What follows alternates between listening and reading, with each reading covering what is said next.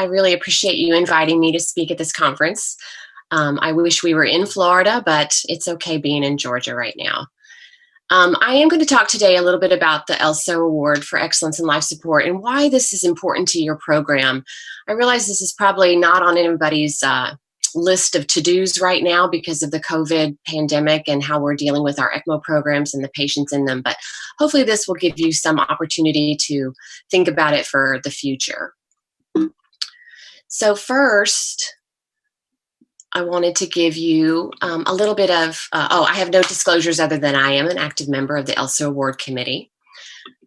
A little bit of the history. So the Award of Excellence has been around since 2004 when we met at the University of Michigan in a small bar and kind of came up with the idea. And really the idea was to try to promote the ELSO organization and the guidelines that had been written for different ECMO programs and how to care for patients and try to bring those to the forefront of medical communities. We went live in 2006, and then throughout the years we've had some minor to significant revisions. 2013 was really our big revision when we included quality and educational questions. In 2014, we introduced the levels of the award, including a pathway to excellence, which is for brand new programs who are just trying to make sure that they're following ELSO guidelines and are really getting their name out there. And then last year, we really added some big programmatic questions leading towards the things that Bill hinted about, where regulatory agencies might be looking at this as a minimum standard to be certified. But why should your center apply? Like, why is this important to you? And like we were saying, this really is becoming the standard that you should be established as a center of excellence if you want to have recognition by joint commissions, for example. It's also important if you participate as an institution in the U.S. News and World Report rankings. There are several questions that are on there for pediatric and neonatal programs, and we anticipate by 2021, there will be adult questions on there as well that you will be able to have points if you are a center of excellence. And then the last point there is bragging rights, but really that's sort of leading towards that yet to be announced certification of an ECMO program in the future. So what is the award application process? It's really kind of a three-step if you want to think about it very simply. First, you should start with the Center Evaluation and Readiness tool. This is a very valuable tool that can be used to just see where you're at or whether you're ready to apply. You should look at establishing a Center of Excellence team within your program. We'll talk about that. And then you should complete a complete review of your whole ECMO program in order to see where you're at in order to apply. So let's start with the Center Evaluation and Improvement tool. It's really an important step that you should do before you apply for the very first time. It can be used by centers who've previously achieved the Center of Excellence because it really asks you very comprehensive questions that probe into your program. So just for an example, this is the only COVID reference I have during this talk. There is a question in section 2, which is an environmental focus, where we ask questions about how you perform ECMO, where your backup equipment is, etc. The question 2.3 asks you to detail your plans for equipment and staff utilization in the event that your center approaches or exceeds your maximum number of beds. So on the evaluation tool, some of the probing questions we ask are, do you have a maximum pump capacity? What do you do in the event if you have an emergency request? Do you have an emergency increase census plan? And then should you? And what crisis will initiate it? So these should be questions that you kind of have already previously answered if you've applied for the Center of Excellence. Or if you're thinking about it, this might have given you some head start information before this COVID crisis hit your institution. So now, after you've answered this, if you are a Center of Excellence, will you think about reevaluating? Because if you're going to borrow was your answer, you might not be able to borrow from across the street if they're just as busy as you are. Will you be able to rent? Well, what if the center in Chicago has rented all of the pumps in the entire city? You might not be able to rent those. Maybe the answer is that we simply will not go above our pump capacity, which will make you then think about what are your protocols for initiation and discontinuation of ECMO. So, really, with this evaluation tool, constant and continuous review may be the most important aspect of maintaining a level of excellence. So, people who have been a center of excellence who've never even looked at this tool specifically might say, well, I'll just keep reachieving because I've been a center of excellence. But really, an ECMO program should continuously evolve, continuously review for some of the reasons I have here, just because practice changes have occurred in pump and disposal technology. Educational strategies have been updated. Many more people are using simulation as opposed to didactics. What kind of online education are you offering, such as this conference here? Um, Joint Commission requires system safety goals. How does your ECMO program plug into those system safety goals? You just don't get to say that you're following your pressure injury policy for the system. How are you specifically applying that to your ECMO patients? And Joint Commission, again, loves policy updates. They're regularly done, and you must have citations. So using the benchmarking process that the Center of Excellence asks for is a great way to look at that. So who should be on your Center of Excellence team? This is relatively simple, but you really need to think about a broad focused team. You should have your ECMO core staff, such as your coordinator, your perfusionists, you maybe even your bedside nurses. Who's your administrative people who should be on there, such as your vice president of nursing, maybe the director of the OR, things like that. Medical staff, of course, your individual medical directors. Maybe there's a specialized physician that you need to consult to talk about a specific thing for the application. The two departments that get missed a lot, I think, with people is the quality department and your research department. They're wonderful for helping you design projects to really look at the right metrics, things like that. So don't forget about involving them. And then last, I have mentor on there. It does not hurt to have a mentor in another ECMO program that either has achieved the Center of Excellence or is at a higher level than you've been previously able to achieve, to see what kind of projects and questions they did. And it does not hurt at all to learn from them. So the application itself. So I wanted to go through a couple of the specific questions and maybe some examples that might help you guys out there.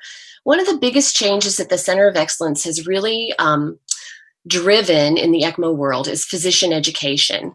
Once upon a time, you pretty much just learned in your own institution and you became ECMO trained by whatever you did within your institution.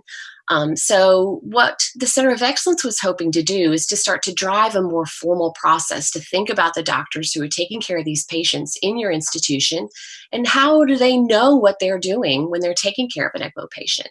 They go through specialized training to become a pulmonologist or a critical care physician or a cardiovascular surgeon. What education did they actually take to become knowledgeable about ECMO? So we ask you to really detail your institution's initial process to credential those doctors. How do you know they're qualified?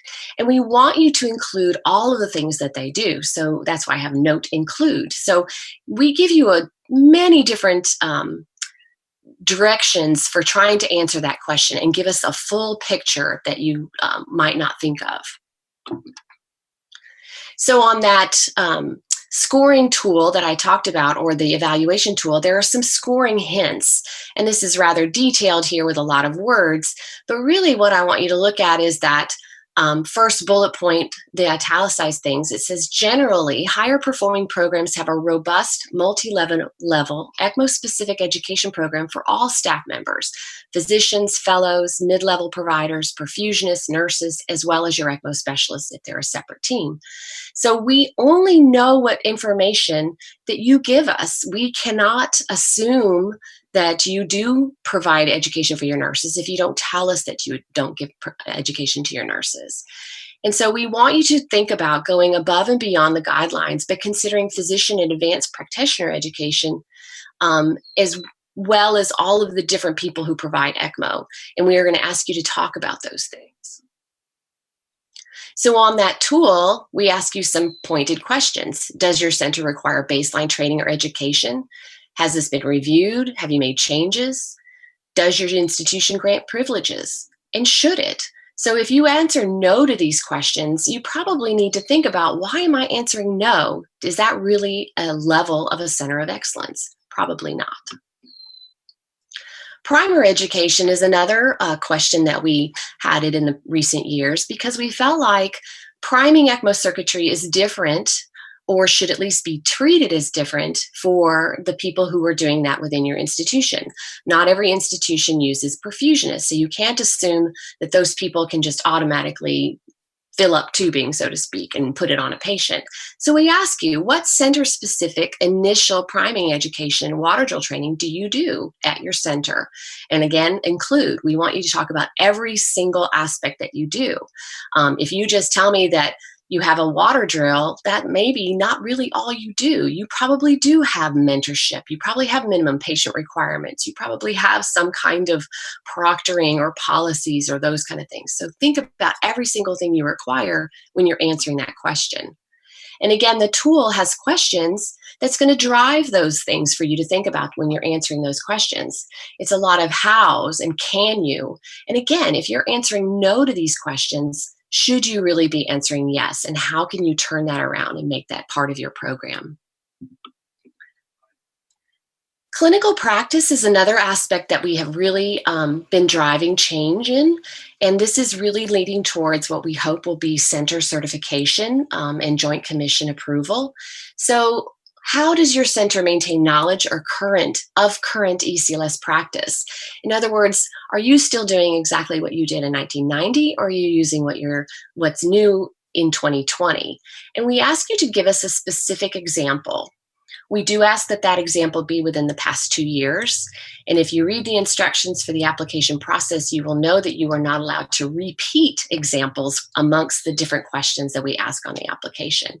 But we want you to really give us a lot of information when you're answering these type of questions. Again, pay attention to the word include. So if it says include the evidence that shows you successfully implemented the advance or the technique or the research into practice and how it improved patient care, we want you to include evidence. That means something was measured after you implemented this new process. Again, from that evaluation tool, there's a lot of information on there. So leaving out small facts, for example, is a really point loser. So sometimes we just simply cannot understand what actually happened in the entire process. We really want you to give us a 180-degree process. So what did you think of to start it, and how did you evaluate it all the way at the end? And you'll notice that it says statistics and data should be provided. Embed any charts or graphs that may add significance to the example. Again, this is something where we should have measured outcomes. So we want to see how you did that. We do provide a couple of extra forms for you if you're not able to find them within your own institution, but for example, a PDSA worksheet or an AIM form, or just a couple of the tools that are available for developing quality projects. So again, this was another one of those areas from the tool where we asked you a bunch of questions to kind of say, well, I don't know if I really maintain knowledge. How do I do that? And so this is just an example of our questions that we will ask you to make you think about how to answer that specifically question. And the last thing where it says where it's italicized, it says to be prepared to describe this project from assessment through planning, initiation, implementation, and evaluation. Those things are very important when answering the questions because that's how you get your highest points. So process optimization was a big change that we added in 2019. And one of the reasons we did this was to make people realize that there is a new quality reporting platform within the ELSO registry called Arbormetrics. And we could tell from the 2019 applications that a lot of people had never heard of it. So if you have not heard of it, I hope you will by now. So this is a wonderful new platform that was developed with Ryan Barbaro's team at the University of Michigan that really gives some great drilling down detail into the registry data that you provide. So we asked for a specific example for that.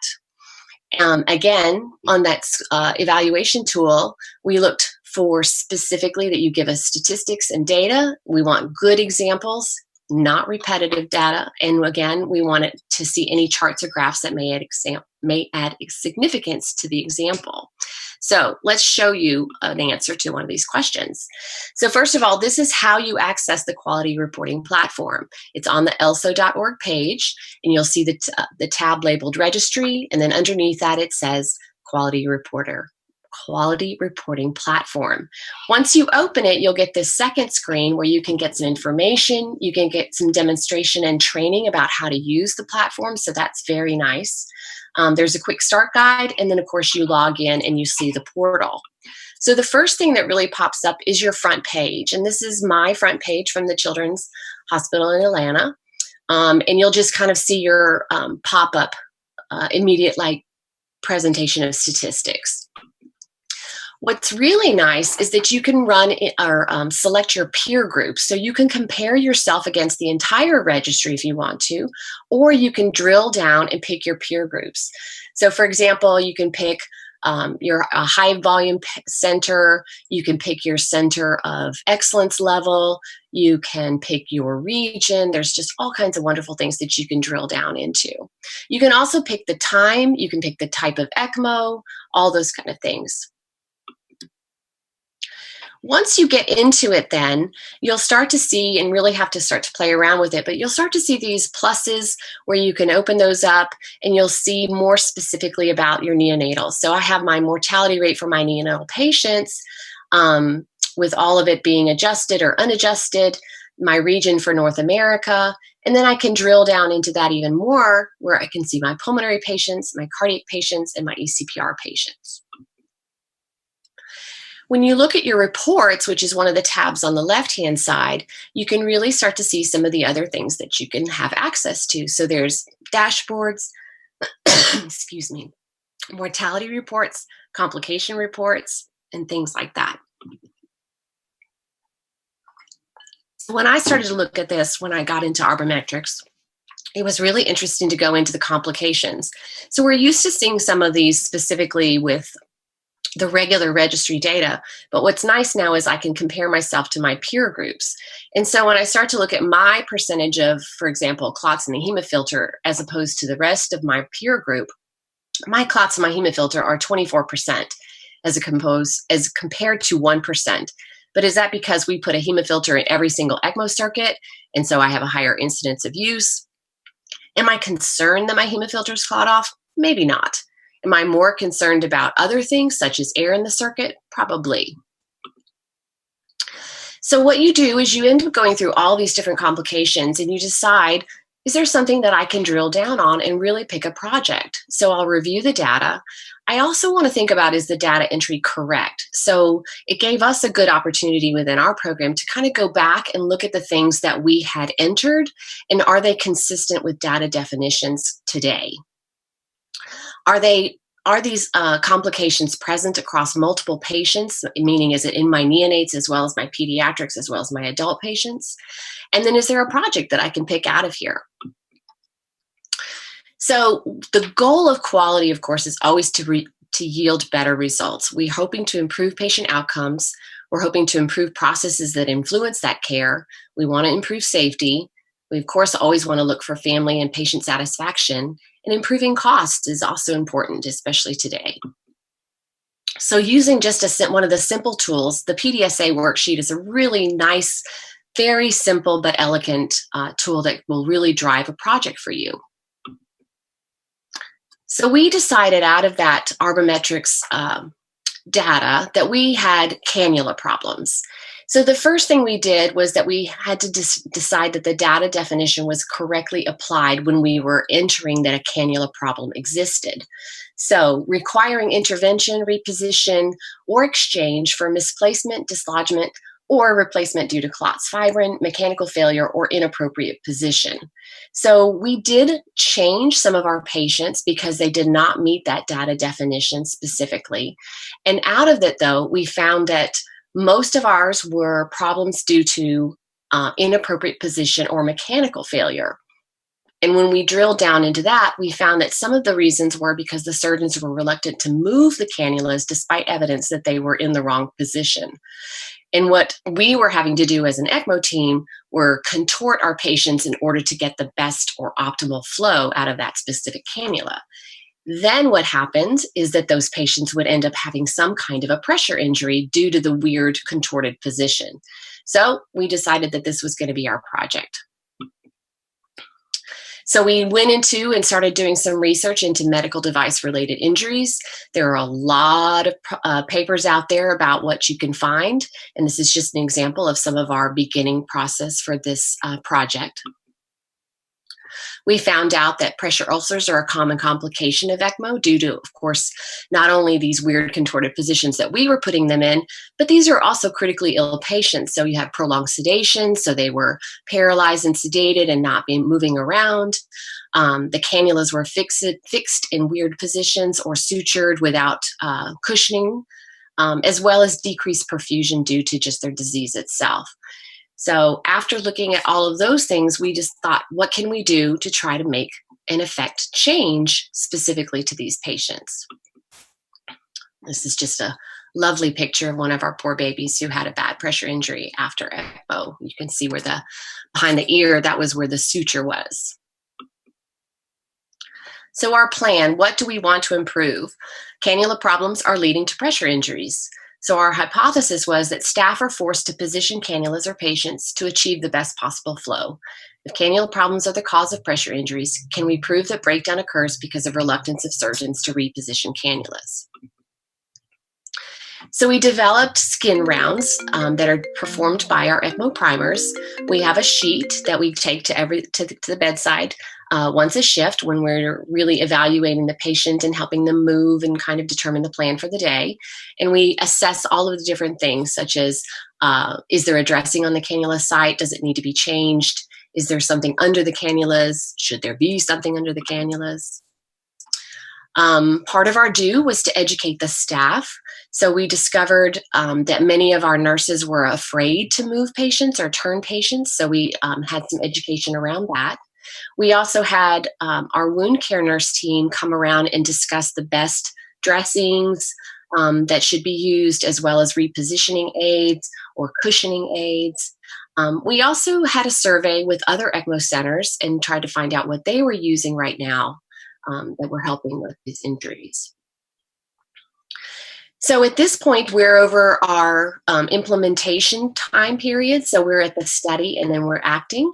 So we have to start our skin rounds, which we started in January of this year. We're continuing our education. We have daily review of those data sheets, and then we discuss any problems that we are finding with either the attending physician or the surgeon. And then we hope to see what is happening with those patients over time to see if we're having any effect on any pressure injuries occurring. So projects like this are simple, but really are perfect for the award application because we're going to hopefully show that we're going to improve patient care as well as outcomes, as well as we're implementing change towards one of the system goals, which is to decrease pressure injuries. It also demonstrates the use of the registry with Arbormetrics quality platform. It kind of demonstrates our benchmarking process, and it is a QI project. So you have to decide which question this project specifically answers best, but it would fit in many different places. It's also going to be a long project. I can't start this 6 months before my application is due. So what if I don't have enough patients in that time? What if I'm not able to fully evaluate what has happened with those patients? So that's why I started this year, because I will be due in 2022 for my next application. So in conclusion, I think the Center of Excellence really provides you a mechanism to review your ECMO program from top to bottom. It gives you an opportunity to question things that have been in place for years that maybe have never been reviewed. The tool itself gives you that opportunity to really ask multiple questions. And some people have said to me they seem repetitive, but it's really questions to try to get you to think about things differently. The ultimate goal with the Center of Excellence is when you review your processes that hopefully you will have improved patient care outcomes. You'll really implement quality projects that have an effect on them. The other thing that's nice that we recommend is that you keep a notebook with all of these projects in place, all of the documentation. Those are great things to whip out and show a Joint Commission surveyor when they're around. It's sometimes very fun to see their faces of like, oh, wow, you guys really do a lot of things here, and you have the records to prove it right here and there. So I do encourage that as well. If you have any further questions about their Center of Excellence, please go to elso.org and you'll see our tab, the Award of Excellence, and there you'll find all the criteria, instructions, all the various documents, and of course the application process itself. Thank you very much. Feel free to email if you need anything.